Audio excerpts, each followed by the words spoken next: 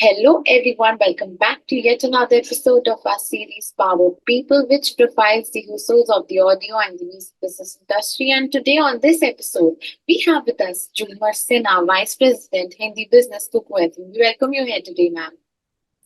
Hi, it's a pleasure to be here. Thank you for inviting me to this, Ojasvi. So, Jhoomer, my first question to you would be that as the Vice President of Hindi Business at Kuku FM, what has been the most exciting part of your journey so far, and how did you start it? All right. So it's been almost 6 months that I joined Kuku FM, and I think the very fact that every day we come together and the work that we do that moves mountains in terms of the growth that we see, the impact that we have on our listeners, that has been truly fulfilling and enriching, and that is something I have enjoyed immensely. Hmm. So, how your journey has been? So like I said, I joined 6 months ago and started working as part of the team. Initially, it took me some time. So I come from a consumer background, and it took me some time to understand, learn the business, understand the nitty-gritties of an audio OTT. And I think within a month or two, stepped into really understanding how the entire pipeline works. And that was when we started putting together the team, the strategies that essentially have brought us today where we are. And Hindi business is a very, very integral part of Kuku FM's overall business. Almost 60 to 70% of the listeners come from Hindi speaking belt.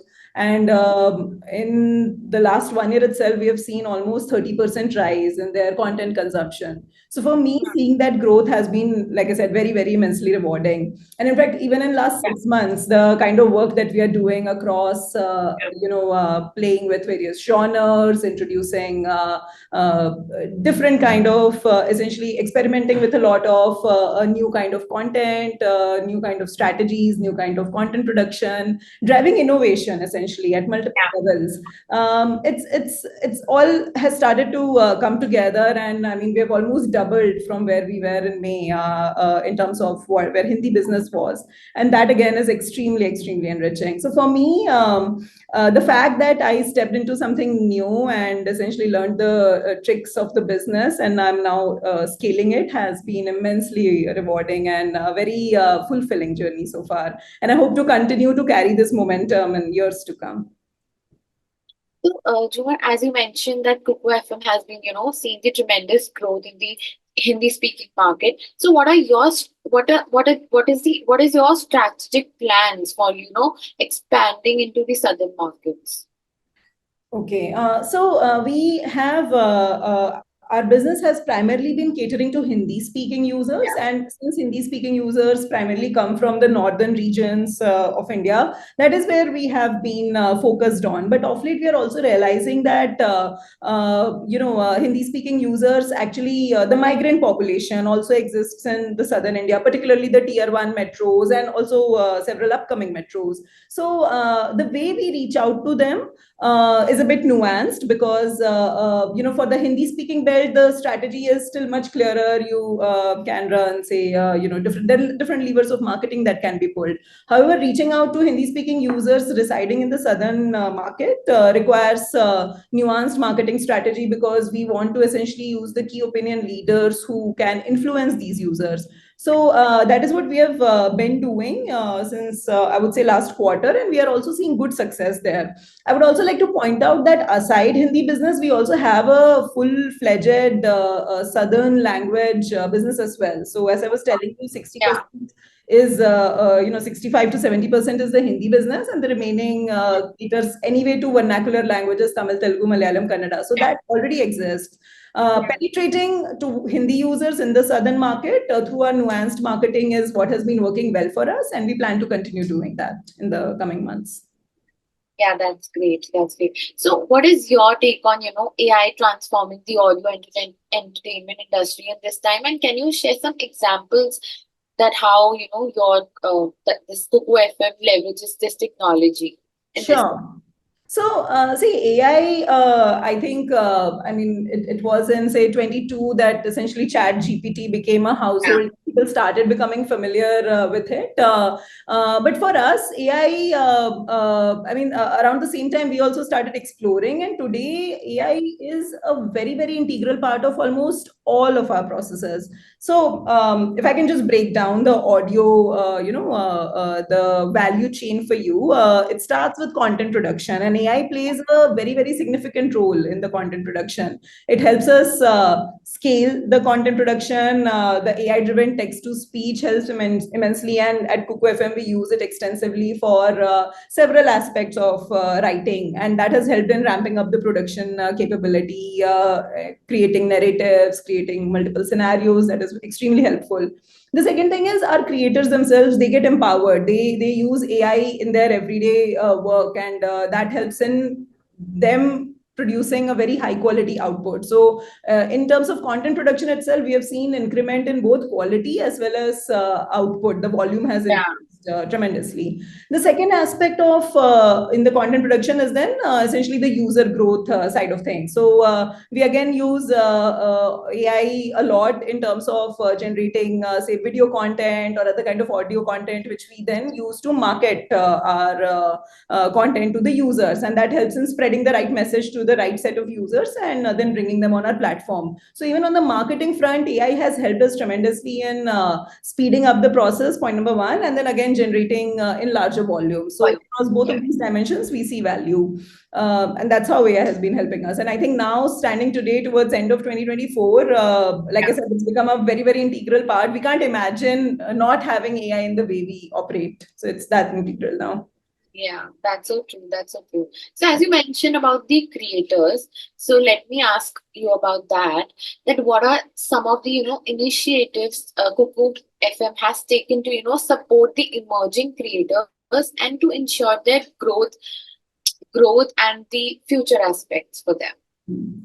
So, see, I think Kuku FM started, it's been about 6 years now, but we've always been, a supporter of the creator community. And, Yeah. as we, as the world is becoming more digital, we are also seeing that the content consumption, the entertainment itself is very personalized. What that means is that content creation, therefore, will have to be democratized. It can't be coming from like one single, mega house churning one kind of content, and that is the reason why we've always been fostering this creator community. So for us, how we have supported, first of all, in terms of say from a monetary standpoint, we definitely provide a revenue share kind of agreements. It varies, Yeah. depending on the creator, the production house, or the background they come from, but we try and ensure and support budding artists. Second, to any creator, we spoke about AI in an extensive manner. We try and provide, we educate them, we upskill them to use the tools that we have an in-house Gen AI dedicated team, almost like a crack team, which comes up with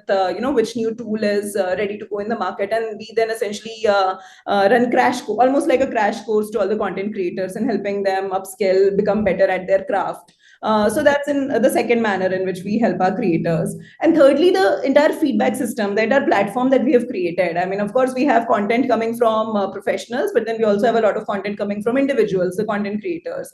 They get quick feedback, they understand what is working, what is not working for them. That overall just helps in fostering that. Like 5 6 years ago, this wasn't possible, but today, with the way technology has shaped up, with the choices that we have made and consciously supporting the creator community, this is a regular feedback that goes to all the content creators. So across these three elements, we've been able to build a very wide network of creators, ranging from individuals to even one man army production houses, to even like a full-fledged professional houses. And that is how our entire content pipeline is designed today. So, can you share, the recent examples of the collaborations or the partnerships you were, looking for in In terms of in creators, or else for the Kuku FM, any collaboration or partnership lined up, or you have done it before. So, what are the examples we can look for? In terms of examples, it would not be possible to quote names, but like a lot of our work, I mean, what we see is so we have like individuals, say, who have written for Netflix as an Oh, OTT, wow. right? Yeah, and they essentially produce the content there or for Amazon Prime, and we have those kind of folks also who are coming because they see merit and an opportunity in designing something in the audio OTT front. It just gives them a wider access, much quicker turnaround time, much quicker feedback. So with that kind of content producers, we have been working. Then on the other end, we also have extremely new budding artists who say do not even have a portfolio, but we are always more than welcome to try something. So when they make a pitch to us, we have partnerships with them as well, where we bring them on board, and whatever the story is that they have pitched, we help in fact fine tune it, better their craft, and then publish it. So it's not with like I said, the full spectrum exists, right from like very budding new creators to established creators to the full fledged production houses. Yeah, right, right. So it's been 6 months to you recently. So any challenges you have faced recently? I think I touched upon this a bit, Ojasvi. So for me, I have worked in the consumer-facing businesses all my life across products, across internet, consumer internet as well. But audio was something that was new, very, very new. In Yeah, fact, this industry itself is very new. So when I stepped in, understanding the full value chain, the process took some time. But I guess that was in the initial first couple of months. I think since then, I've understood the ropes of it. And what I realize is at the end of the day, all businesses cater to users. That's the beauty of a consumer business. So if you understand the user, you understand the psyche very well, then you can craft the product that appeals to them, and which is what we have been doing. So I particularly spent, and I think this has been really helpful. I spent the first few months just understanding the kind of users we have, what really works for them, what kind of content appeals, what doesn't appeal, or which content appeals to which user set, how to best approach them, what kind of messaging should go to them. And that has helped craft the strategies that we are implementing yeah, today. So yeah. So it's so refreshing to have, a purely refreshed outlook or approach for, for a 6-year-old company. I mean, mhm, kudos to that. mhm, Jhoomer, as you know, that the podcast industry and the audio books are on the rise right mhm. now. So, what Right. do you think? What is next for audio business industry in terms of Mhm. growth, Interesting. revenue?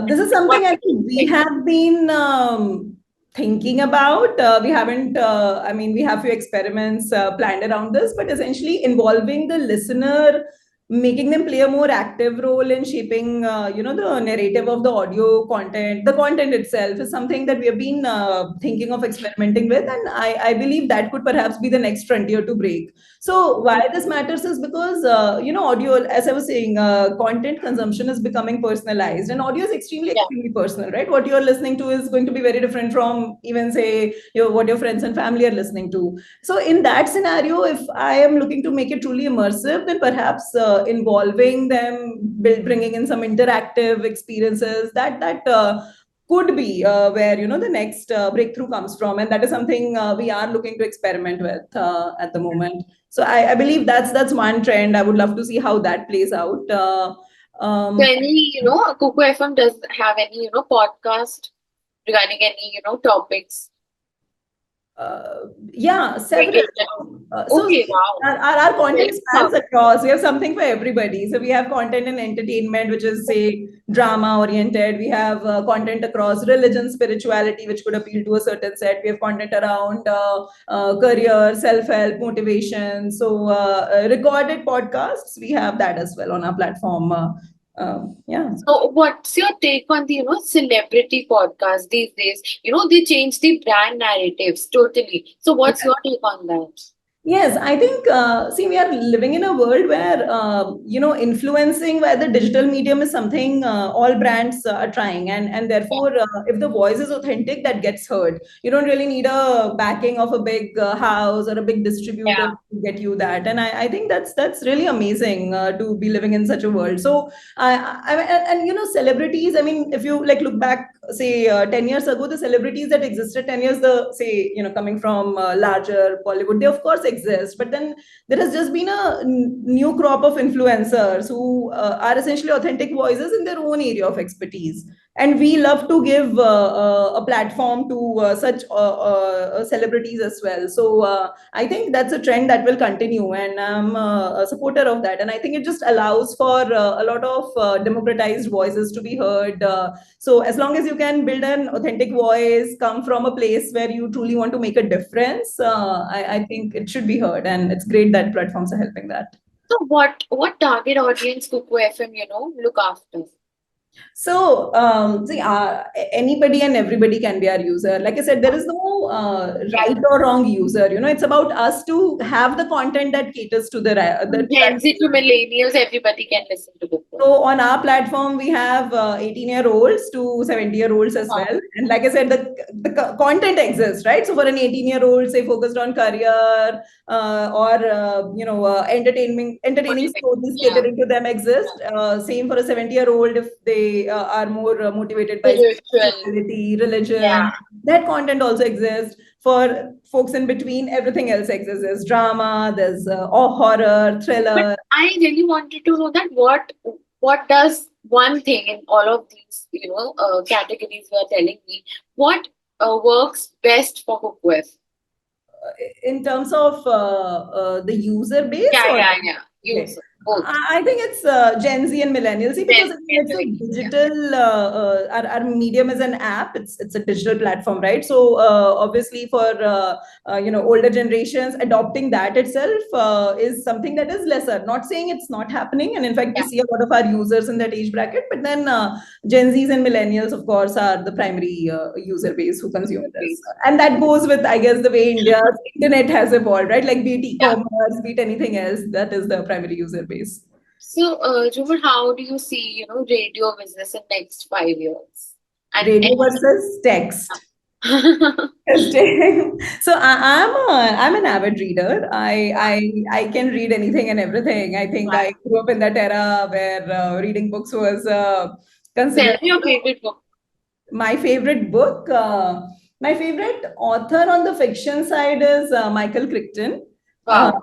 yeah, I've read all of his books. Yeah, they Sphere is the one that like truly stands out for me. And off late, I've been reading a lot of biographies. So the most recent was Shoe Dog that I read of All Night. Wow. But coming back to your question, Yeah. so I think what I have been seeing is that there was a trend in between, and of course with coming video and audio and other platforms, reading did start taking a backseat. But now I Yeah. think the younger True. generation today, the kids today who are in school are also adopting. But I think the way I see it, it's another avenue. So of course video will continue to stay, of course audio will Yeah. continue to stay, and text will also stay. It's not fading, is how I see. So all three will, as long as they continue to cater to the audience in the right manner, providing content that's engaging. See, each has a different use case, right? When you listen to video, it's pure entertainment. You're like looking to relax. When it's audio, you can also be multitasking. It also helps you focus. It helps you learn something while you're doing something else. So the use case is different. Text has another. Requires full attention span, but then it also becomes it's slow, so it helps with your imagination, but then at the same time it's slower. So all three serve a different purpose, but then I think all three are here to stay. Yeah. That's great. Right. So what advice would you, like to give the aspiring leaders who are entering, in the audio content space? What advice would I give? I think to I think it's here to stay for long term, the audio business thing. So the advice that I'll give to anybody who's entering the space as a fresh person is that they should just put their head down and try and understand the consumer behavior as the very first thing, because Yeah. it all starts with knowing what your user is appreciating, and if then How you is the understand. target audience basically? Yes. The target audience and what exactly would they appreciate? Because you can understand the target audience in terms of demographics, but what is Yeah. it that will truly find of value? At the end of the day, somebody is coming to you or your platform and paying an X amount to get something of value. So as long as you can, uh, you should anybody who's new should spend time in figuring that out, and then as long as you can continue, learning it, continue upgrading it, continue to basically understand understand, whenever you acquire a new user, understand what caters best to them, then I think the business is sorted, because then it's about execution, and that is the easy part. But knowing what to provide, when to provide, how to provide that value offering, understanding that is the most crucial thing. So to anybody who's coming in, be it on the content creation side or on the marketing side, they need to understand the user psyche, the consumer behavior, and cater to that. That's the most important thing. Thank you so much. So, my final question to you would be that, so what we can expect from Kuku FM? What are the upcoming projects? What you can expect. So, in terms of content, I think Kuku FM, when it started, we were very heavy on the growth and Yeah. essentially curiosity related. So, a lot of audiobooks, podcast, those kind of things. I think we've just pressed the accelerator on entertainment, and you will Yeah. see forward a lot of entertaining content across different genres, different formats coming up. So, stay tuned. So, any upcoming projects you can name also, if Um, you're allowed to. yeah, no, I think let it come out, and then perhaps yeah, better rather than me, because it's, I mean, when we work internally on something anyway, it's like project X, project Y. So once Yeah. it's released, you'll hear it. So, Yeah. thank you so much, Jhoomer, for joining us. It was our pleasure to have you here. Thank you so much. Thank you See you so much for having me, next Jasmine. All time. right. Bye. Bye.